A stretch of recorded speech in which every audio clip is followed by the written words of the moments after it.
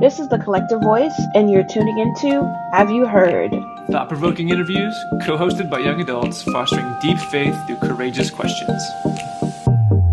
Greetings everyone, and welcome to this episode of Have You Heard? This episode is Have You Heard about 1946, the movie. I'm so excited to have this conversation. I had the chance to see 1946, the movie. I don't even know. Like, it's been months ago now, and then had the chance to meet the director a couple months ago where she was here in Texas. And this has been a part of a conversation that I've been having with our young adult guest, Heather and Morgan. This has just been a rich conversation, and this documentary has played a role in the conversation we've been having as friends. And as I had to get to play as the pastor who got to marry you, this was a part of the conversation we had in the midst of that as well.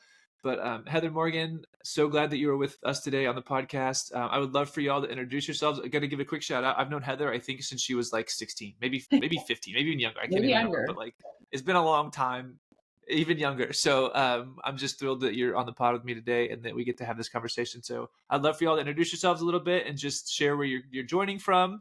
And I don't know if you like have like big news you want to share or anything on the podcast too. Like no big news. Very boring over here. Yes, I'm Heather. This is Morgan. We live right now in North Carolina, and we are actually 8 months pregnant right now. So we're expecting a baby girl in a few short weeks here. Baby girl on the way. But yeah, I've known Phil since I think it was middle school. Phil, what was it called? Like Jam? Was it really? Oh my gosh! Come on now. Yeah, I don't want to talk about it. That feels way too long ago. On Wednesdays, like all my gray hairs that are coming through on my. I'm feeling the oldness here. It's fine. Everything's fine. Yeah, known Phil a long time. Got to introduce him to Morgan, and he married us almost 2 years ago now. Yeah. Which, can I just say, was such a huge privilege. And it was my wife and I, and then my buddy Dexter who shot photos for y'all. And just like we were in the Arboretum, and it was the most beautiful, wonderful experience. It was awesome. So thanks for allowing me that privilege. I'm always grateful. We're so happy to have you do that for us. It was so intimate and perfect. It's very sweet. Yeah. So then our other guest, what we're curious about today is the movie 1946, and we have the director Sharon Roggio on the pod joining us too. And like I mentioned, I had the chance to meet Rocky. I guess it was about 2 months ago up in Frisco. They were doing a nationwide tour with the documentary, and so they made it to Frisco, and I got to pop up and get a chance to meet her there. Rocky, we'd love to just have you introduce yourself and share a little bit. Let's just dive in. Share a little bit about yourself, but then share why create this documentary in the first place. And if people haven't seen the documentary, first of all, they need to. But secondly, give us a little bit of background on what it is, and then why you felt the need and the desire to create this documentary. Sure. Well, thank you so much, Rev Phil, for having me on, and Heather and Morgan. It's so awesome to meet you.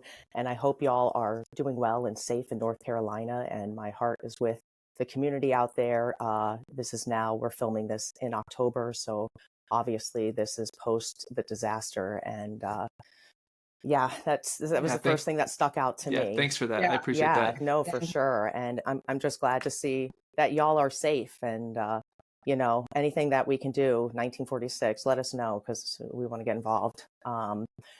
So I am, the director of this movie, 1946, the Mistranslation that shifted culture. I live in North Hollywood, California. I've been in the film industry for over 20 years, and I'm a pastor's daughter. I think I heard Heather Morgan might also be a PK is what we call them. Yep. Okay. In the house. And so growing up LGBTQIA and in the church, specifically an evangelical church, which has Baptist roots, is really not a mix. And so having my experience with me being an artist filmmaker, and then also having this pull my whole life with my head and my heart not aligning with what I've been told in the church to who I know I am, and then also some of the rhetoric I heard in the church that really started around the 80s with the merger of the moral majority and the merger of politics and religion, which we talk about in our film. And so what I wanted to do, once I learned of the 1946 mistranslation, which is two Greek words that were combined to mean the word homosexual, and through my exploration, trying to find affirming ground with my non-affirming parents, this piece of evidence was something that I could say, okay, this is a tangible mistake. that we can trace. This isn't my opinion. This isn't my interpretation. This isn't my feelings. And this is something that can actually bring us to a broader conversation. And that is what I wanted to do as the director of the film, is not make a propaganda piece or an emotional piece or a drama piece. I wanted to make, which we did, an academic, relational, journalistic approach to a real mistranslation that impacts our real reality. Now, with that being said, knowing the evangelical world and heart, saying the Bible has been mistranslated doesn't really go over very well. So we wanted to also relay the information with that, knowing that, and we didn't want to pull the rug out from underneath anyone, so to speak, and really lay this information out with empathy and grace, and knowing that we need to meet people where they are. And that includes, there's a spectrum of people on this. So yes, if you haven't seen the film, I know I'm getting a little winded now with all of that, but you can watch it on Amazon now and Eventive, and you can find everything at 1946themovie.com. And I hope you enjoy it. I never thought, being a filmmaker, that I would ever do a documentary about the Bible. But again, I just felt that this information with my personal experience was so important, and the power of media and the power of film can reach the world, as opposed to the wonderful people who've been doing this work well before me, the authors that we mentioned in our film, or the scholars that I've had the privilege to meet along the way, that are like, wow, people are doing amazing work. I have now the opportunity to amplify it and hopefully get it all over the world. That was my motivation. I love that.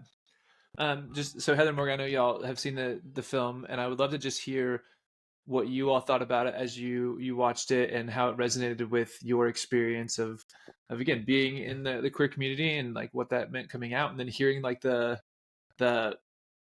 because what I love about the documentary is they do such good work on the academic side of it, right? Like, you do so good of being true to the academic work, and it's not just a let's throw the baby out with the bathwater kind of thing of like, let's just get rid of the Bible, but like, y'all do deep work on the Bible as well. And I could nerd out on that for a long time, I know, but I'd love to hear, Heather Morgan, what your thoughts were on as you experienced the film.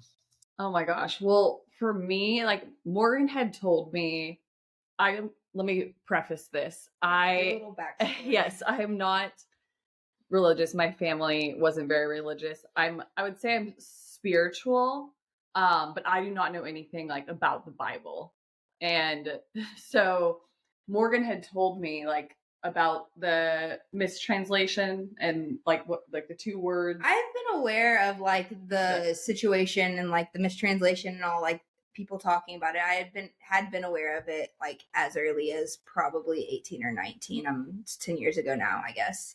And kind of like it made sense to me. It rung true for me. I held to it tightly. I've talked to my parents about it, who are, involved in the church heavily. I grew up in the church, very involved, and, it kind of washed over them with like, well, that's an opinion, everyone has their opinions and stuff. So, I mean, I've held true to it. I believe, and after watching, that's why I love the documentary, because I think it brings so much light to like, even where I can't articulate the exact, perfect way to explain it to people, it does a very good like job of like articulating how it was mistranslated, and like isn't abrasive about doing it. So I feel like it's good for, non-believers and believers all the same.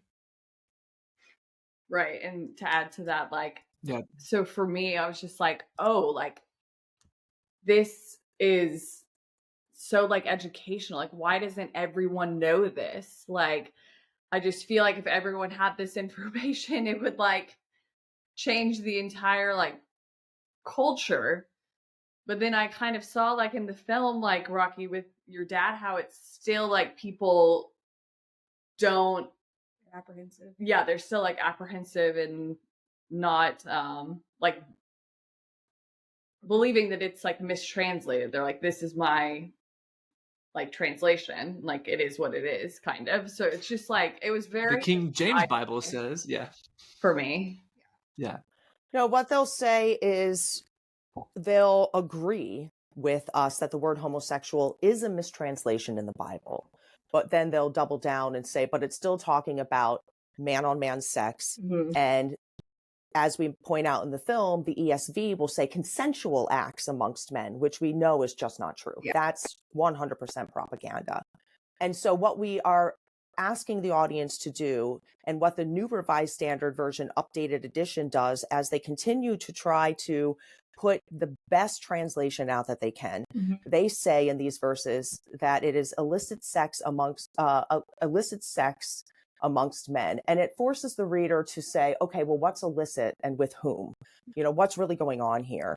And it's not a consensual act. And so we just want to kind of start people from there. The idea is, in the ancient world, sex wasn't something you used to do with somebody. It was something you used to do to somebody. And it always has to do with power and power structures in society. And the last thing you want to do as a man is give up your masculinity.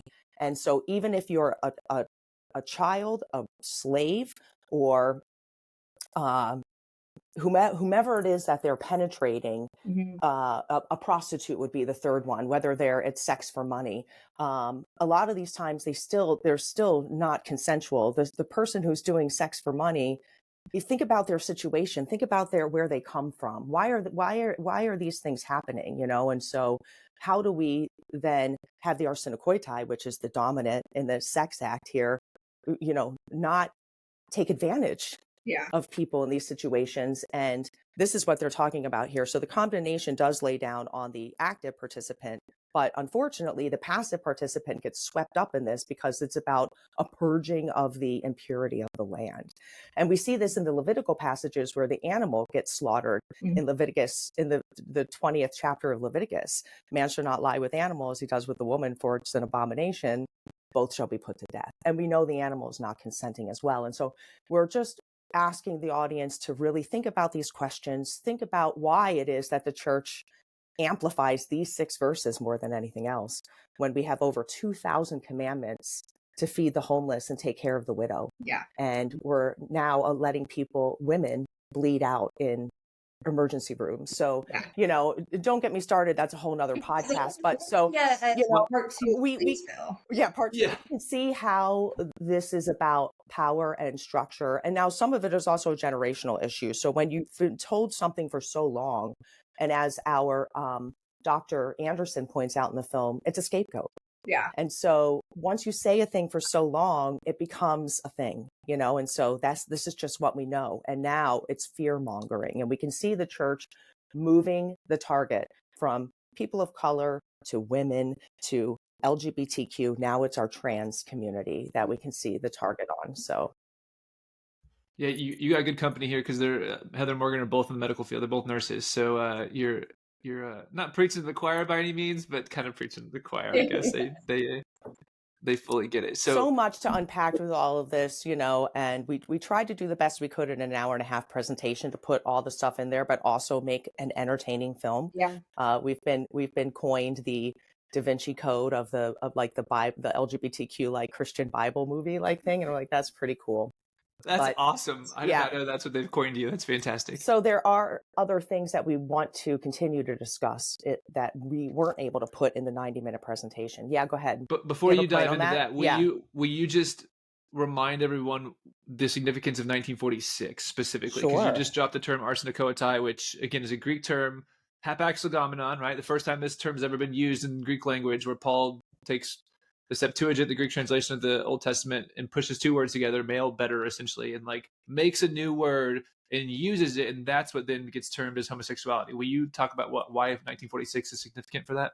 That was the year, 1946 was the first year that the Revised Standard Version, it was the first year that the word homosexual was put in print in the Bible. And the committee of the Revised Standard Version, what they were looking to do, and they formed in the early 30s, and their agenda was to modernize the King James Version, to modernize the English text, because it's Old English, we don't use it anymore, and let's see what we can do to make it a little bit more friendly with today's speaking community. And so they put together a team of 22 white men who, for almost 2 decades, worked to translate the Bible. It takes a very long time to translate the Bible.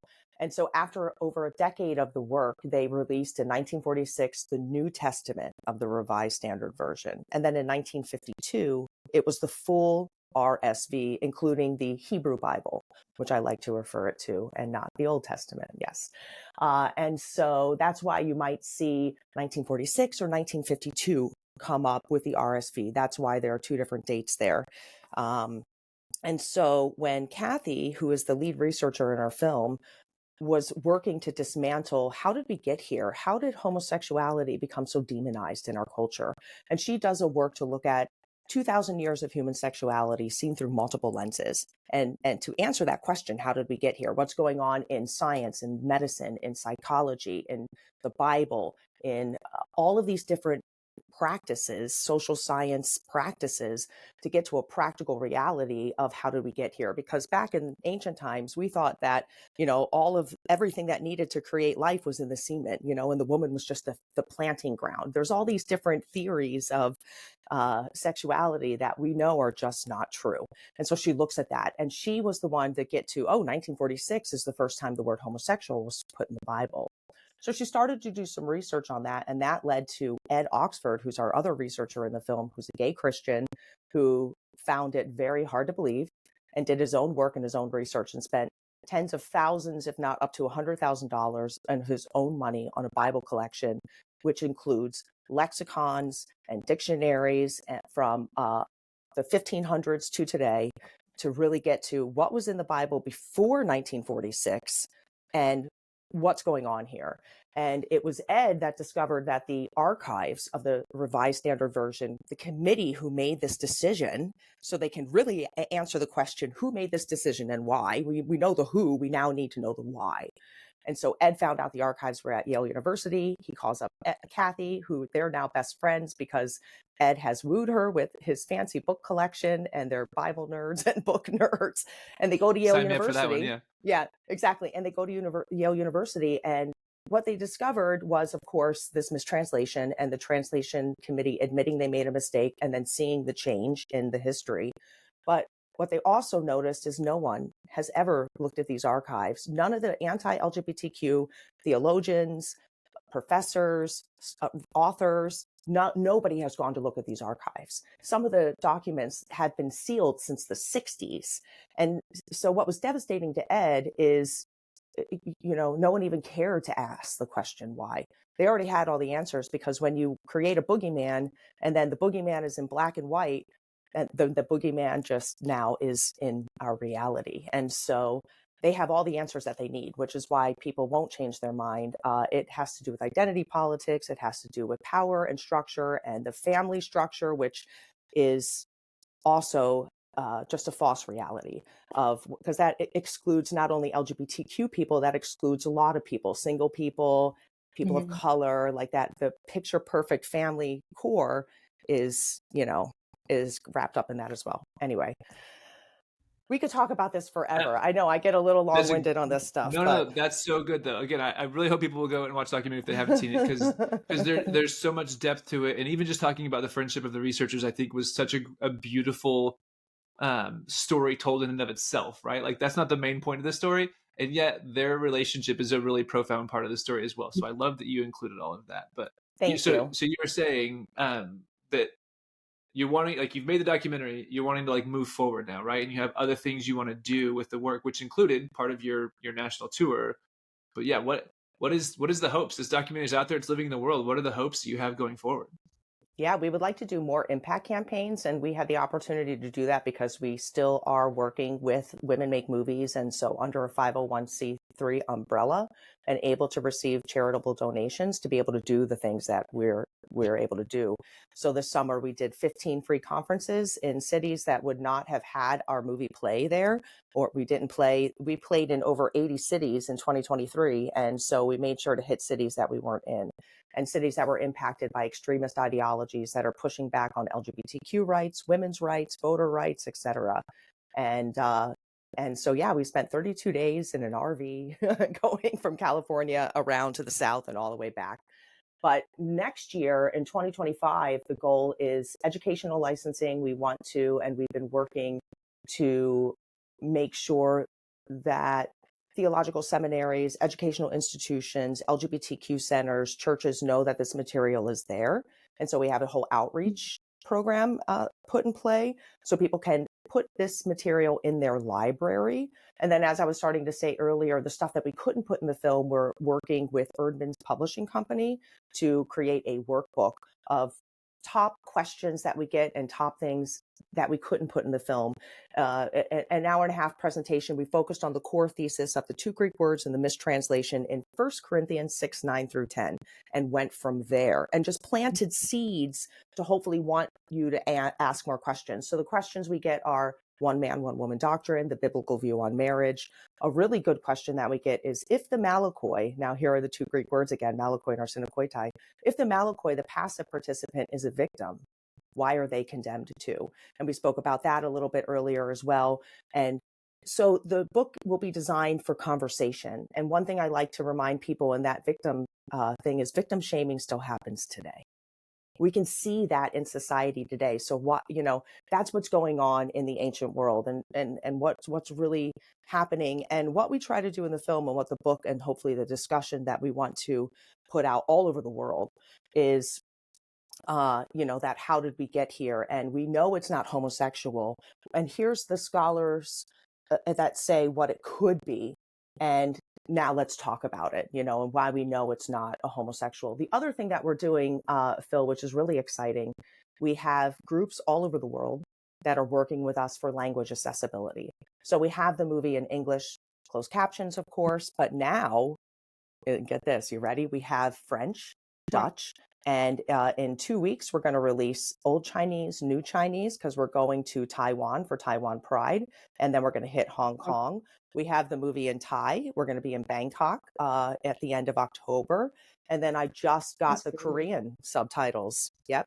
So we're going to be all over Asia. We've already been all over the UK, Canada, and parts of Europe. But now we're working to do Spanish, which you would think would be our first language that we would have done it in. But again, so we're a mission-based group, and it's either time or money or volunteers. And it just so happened that we had a team in the Netherlands contact us first. And so that was our first language. And I'm very happy that the Dutch language is the first translation that we have.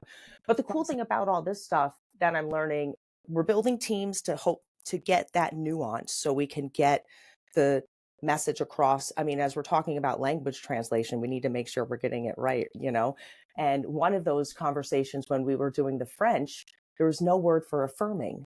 And so we played with, what's going to be the right, non-affirming and affirming just isn't in their vocabulary. So what are we trying to get across here? So that was an interesting conversation. But then when we were in Paris, the team there were so emotional and so overwhelmed. And what they said to us was, in America, we are so far ahead of providing the LGBTQ community resources to be able to talk with their family members, their loved ones, their community, this data over dogma conversation. And there's nothing in their language to be able to provide that resource for their community. So I'm very honored that we have that now being spread all over the world. And so remember, as much as it feels daunting here, we do have a lot of privilege. We do have a lot of rights, and we want to make sure that we maintain and hold on to those rights. And that's another reason why we went on the road. But so that's what we're doing, Phil. And it's really exciting. I hope we get to more countries. That's so exciting. Yeah. Congratulations on all that. I was not aware of all the different languages. That's really fantastic. They'll be all up on our website soon. So by the end of the year, you can find them all. I have to figure out how to get it on Amazon. I'm doing all the releasing myself. I'm doing all this myself. So bear with me. But the Eventive site is a little bit easier, but hopefully it'll be nice and easy on our website. You'll be able to see those languages by the end of the year. So Heather and Morgan, as you hear all of this, I would love to just get some reflections from y'all on again, she talked about party politics, ideologies, how this all plays out societally. I would love to hear your thoughts on what all this looks like, practically speaking, again, as, two people who are about to bring a baby into the world. And apparently there's an election coming up. So there's just a lot happening in the world. What are you feeling? What are you thinking as you hear all these things? I was about to say, November is a very busy month. Happening month for us. Yes. I think it's definitely scary with the election coming up, especially with the what's the Project 2025. Just a lot of our rights kind of hanging in the balance, and we've already seen what they've done with Roe v. Wade, and I'm definitely scared about the Marriage Equality Act and especially if they get more people on the Supreme Court. So it's definitely a scary time. Like, community is a lot during this time. What would you say? Yeah, I want you to re-ask the question, Phil.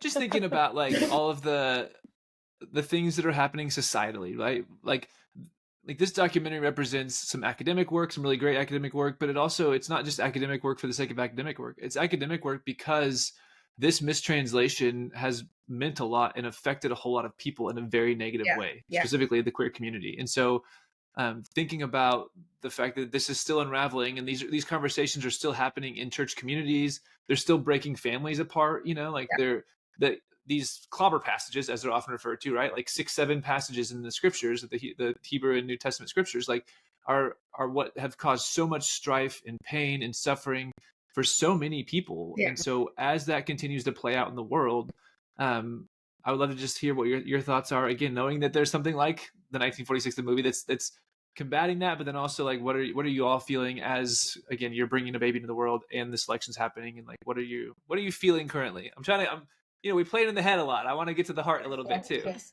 I feel like, obviously, like Heather said, it's very, I feel like anytime there's an election or anything, it's nerve-wracking, it's scary. Obviously it'll play out how it plays out, and we'll cope and we'll deal, and it'll be fine. But I just feel like, with everything and the like hanging in the balance, it feels like it's like the more education we have out there, the more support we have out there, because like even like I said earlier, like I've heard and known and like been aware of the mistranslation, but it's like the more people that have any kind of position of power or like, any kind of pull in any direction is like better than me just standing, from where I'm at saying like, hey, you got it wrong, versus like, and so it's like, I think at a really like great time too, with like as much as is going on in the world, it's like this like vessel of like, you could just dive into it and like just try it out and see what you think, and like could be a little light for people that don't know what's coming, don't know how to address things with family, that kind of stuff.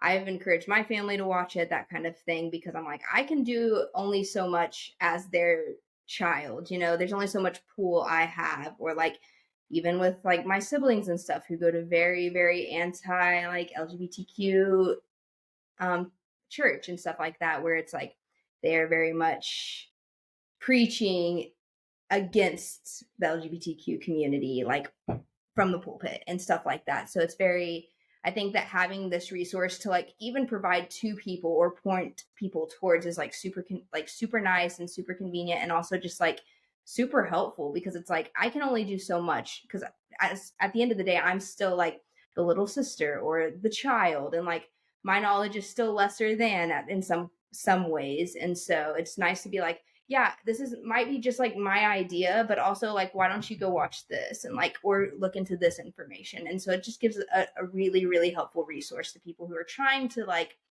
mend those like disconnects and like, I don't know, just like find a way to like a peaceful relationship with families and stuff, where there might be a little in like turmoil, where there's not understanding, and it kind of, it's an outside perspective that's like helpful, because it's not, I'm gay, so like obviously the Bible's wrong, it's like, no, these are like researched people that have like dove in so deep into this information that you can only understand it as objective. It is not subjective. Like, I don't know, I think yeah I don't know if that really answered your question, but maybe this is totally. This question's for everybody, I think.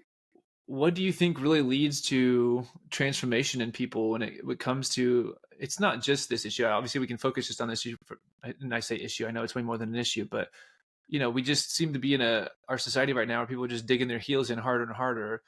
What have you seen or experienced, or what do you even believe leads to people having transformed hearts, transformed minds, like actually I think it changing around a specific a personal connection. I think like it being a part of your life, like being in your face is where it starts, I think. And so like it's so easy. And I mean, I've had conversations with family, non-family, friends, all kinds of people of like, yeah, it's easy to see this one way, but that's like your privilege and where you sit in life. And like, it's not fair to only see from that. And like, I have privilege from where I sit, you have privilege from where you sit, no matter our circumstances. We all have some situational privilege for this, that, or the other. And it's like, if we all only sit in that seat and never like try to understand other people's perspectives, or like why things might be hard for them when they're not for you, or like it's probably not just them complaining, or anything like that. It's just like you have to sit in the spot of someone else and be able to like, but it's so much easier when that person is someone you love, to like be like, okay, now I have a little understanding. This affects me personally. Yeah, you hit the nail on the head there. That's one of our main key themes with the film as well, and one of our main messages as well. Without relationship, you can't really make an assessment. You have to have, again, it's about all of the social sciences and practices to be able to come to an informed decision. And so if you're not in relationship or you don't know queer people, then it's easier to demonize the boogeyman. And it's the same with the trans community, as we mentioned. And people think they don't know trans people. I bet you they know. They might not know that they know, that there's a lot more than they realize. But I would encourage people to, one, go see the movie called Everybody, which I believe you can just stream somewhere, but it talks about the intersex experience, which is a very important conversation in this, to get people to understand, oh, people are born differently, and then can understand, oh, all right, and then go meet someone in the LGBTQIA plus community and meet more. We did a talk recently where Kathy was very vocal about some of the kickback that we get from community leaders, which would be reverends or pastors or theologians or whatever they might be. And they are evangelical leaning and or very radical evangelical, and they're bullying us, and they want to debate us and just show everybody how right they are and how wrong we are on a public platform, and publicly say just some really awful things that, for, again, someone who's supposedly a community leader, is really sad to see. And we say, we don't have time for the people who just want to debate us. We want a dialogue. We want to talk with people who, you don't have to agree with us. You might not be there. That's okay. But how are we doing relationship? And that comes through in the movie. Kathy Boldock became affirming first through a relationship, and then started to think about her theology and what she's been taught, and discovered all of this stuff. My dad and I don't agree, but how are we in relationship with one another? I can still have these conversations where, and he has his conversations, and we massively don't agree, but we can come together, and that's because we're not hurting each other in the home. That's a very complicated thing too, because when you have loved ones who are voting against your basic human rights, we have to make a decision where we draw the line. I've made a decision in my family that this works for us, because it works for us because we're able to do relationship. It doesn't work for everybody. So I'm not advocating for that as well, because, it's a tricky thing, but relationship is very important. So yes, thank you for that, y'all. You hit it on the head. Well, and I think that was another, again, such a beautiful piece of the documentary, was just the ongoing relationship between you and your dad, and the continued struggle thereof.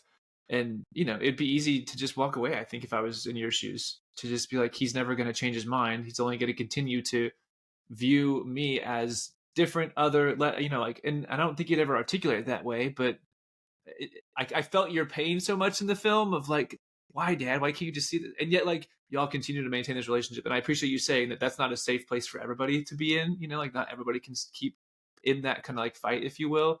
But I thought it was a really beautiful aspect of the documentary as well. And I love that he kept showing up too. Like he's at the conference with y'all, like totally. And like that to me was really profound too, that he's really continuing to be a part of the conversation. Yeah. Our world premiere was in New York City, and he lives in South Jersey. So one of our donors sponsored our world premiere, and we were able to get my dad a private car to drive him 3 hours from his house to New York City. And then we got him a penthouse like view overlooking the city and the hotel that we were all staying at, one of the nicest rooms, just to kind of like hey dad, here we go. We're in New York City. We're showing this big movie. Yeah. And he wasn't impressed. He was like, yeah, no, New York. He's so funny. But he was there. And then we had a party afterward. So you can actually watch on Doc NYC our Q&A with all of us on the stage. And then, 50 people in a room afterward at a theological seminary in Chelsea, Manhattan, blocks away from our world premiere. He sat and talked with everyone in the room, with all of us, not agreeing with each other. It's wild. It's wild. But yeah, he shows up, and it's interesting. And everybody adores my dad. It's kind of like that lovable antagonist. Like, you can't help but love him because he is adorable, but he's just frustrating, which is why the storyline works so well, because everybody has that person in their life that, that stubbornness of that dogma, again, data over dogma thing. And the dogma protects these people. It protects them. The theology is built in their life. And so again, I try to understand where he's coming from.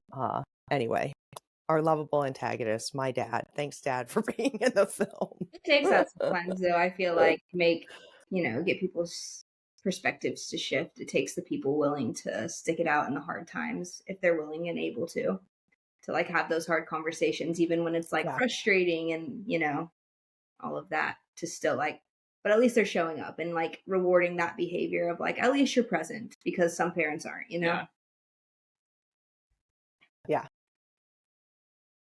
And sometimes just celebrating progress over perfection, like I wish it was different, and yet we're making incremental steps, or we continue to dive deeper into our relationship, even if this is the thing that is keeping us from being fully, not present to one another, but like on board with one another. So yeah, that's good. Are there other thoughts that I'm kind of curious, Rocky, like if you went back and started all over again, were there things that you would add differently? Would you pull pieces out and add other things? Would you do anything different that way? I don't think so. I think it turned out pretty perfect. I'm really happy with the presentation. I'm happy with the attention that the crew put into the film. The whole team really cared about the message and worked to lay those pieces in that were, again, planting those seeds. So I think it's pretty perfect. I wouldn't change a thing.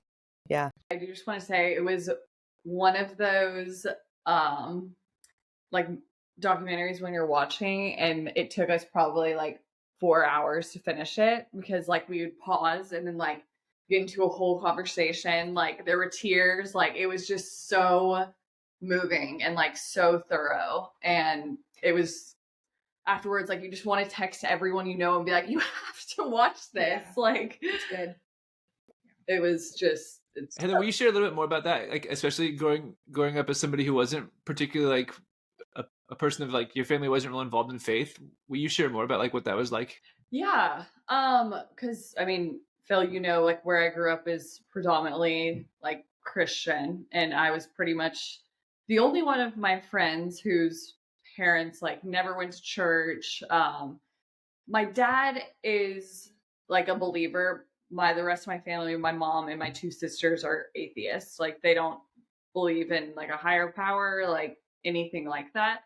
So I definitely struggled because like just wanting to fit in with where I was at in like my community. I would like kind of like join like some Bible studies and like obviously go to like jams back in middle school.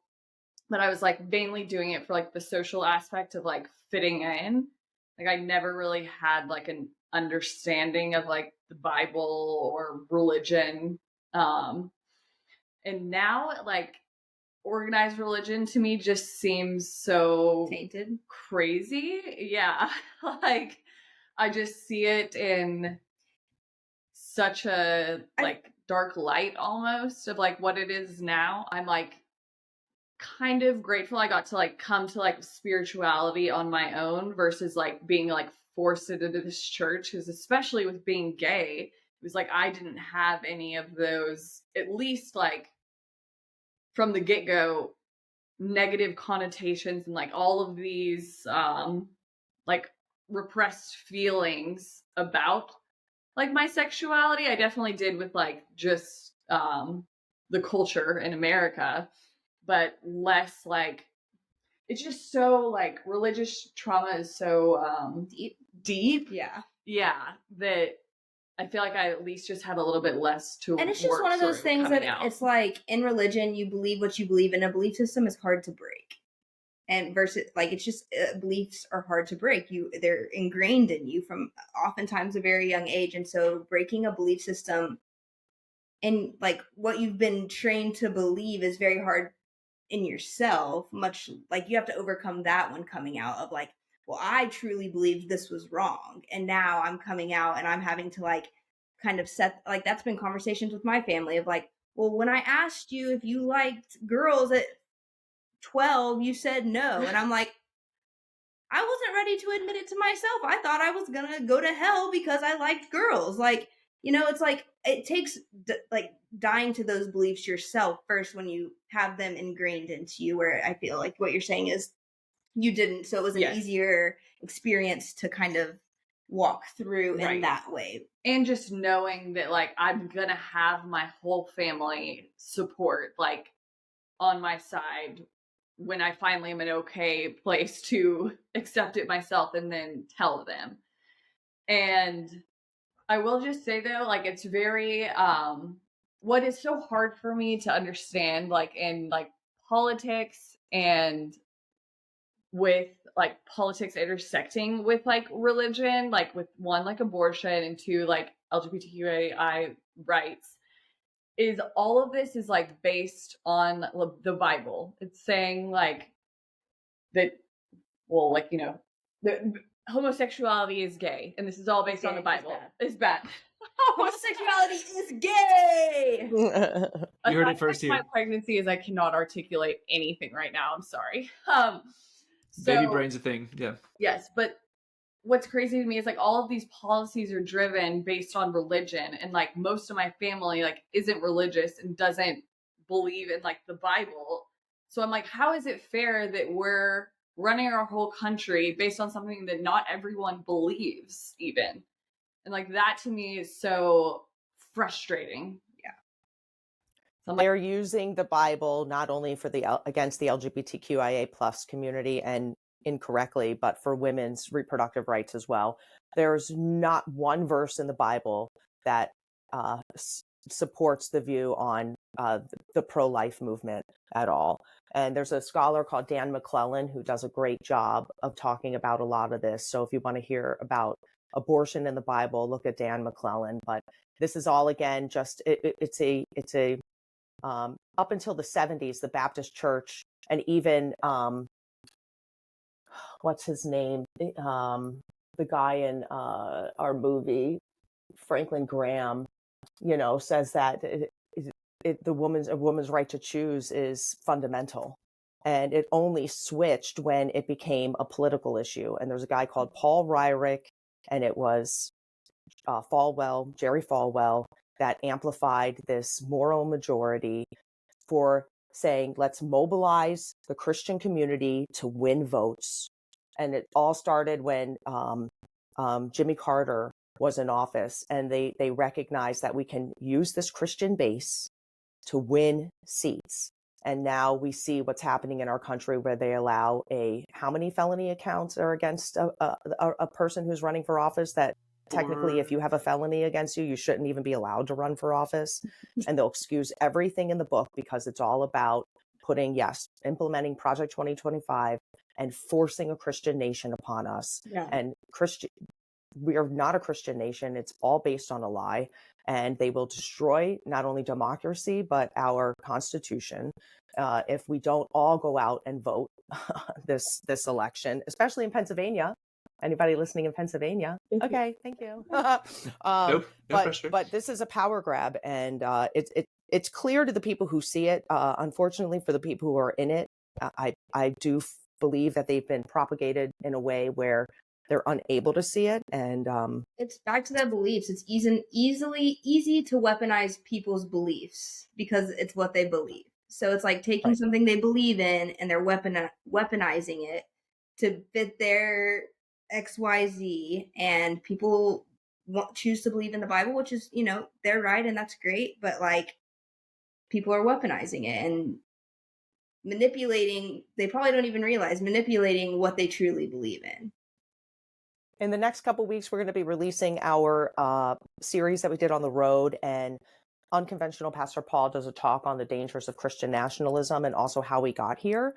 And so that will be available for everybody to see. But again, there's a lot of resources out there that talk about, and Christian nationalism isn't even just dangerous for America, it's dangerous for the entire world. Yeah. And it only protects a certain group of people. And Rocky, it's a very, you've very mentioned real these thing. a couple times. People can find all these resources at 1946themovie.com. I would go to 1946themovie.com, and you can also go to our socials at 1946themovie. There are links in our bio to our linked tree, which takes you to all the links. But they both connect to each other, the website and the linked tree. So 1946themovie.com. Well, my friend, final words from either.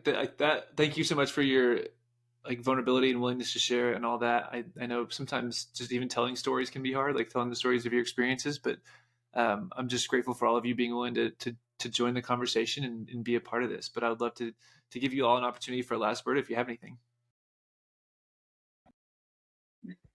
Me? That was adorable, by the way. The way you just looked at each other. Come on. I don't know. I'm wordless, I think. I don't know. You have anything?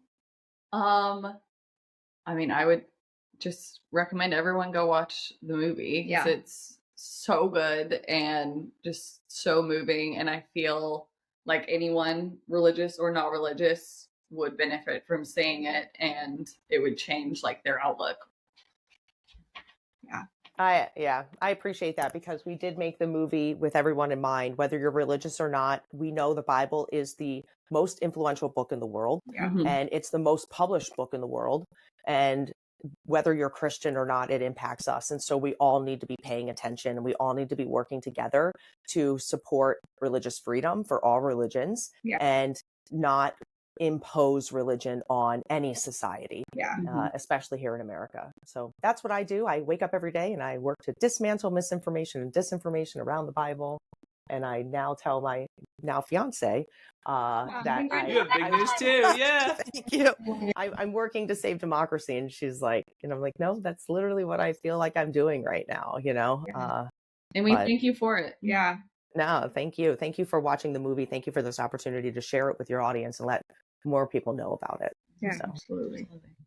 1946themovie.com. Find them on socials at 1946themovie. Heather Morgan, thank you for joining us. You're welcome to share your social medias too if you want people to find you and the wonderful things that you're posting about the world too. Might not be as educational. Yeah. It depends on what you're. Yeah, you we'll want leave it at that. Content. Yeah. Right. It can be cute baby content. Yes. Well, and Rocky, congratulations on getting engaged. We're celebrating that for y'all. And Heather Morgan, blessings on the baby coming. We're so excited for y'all.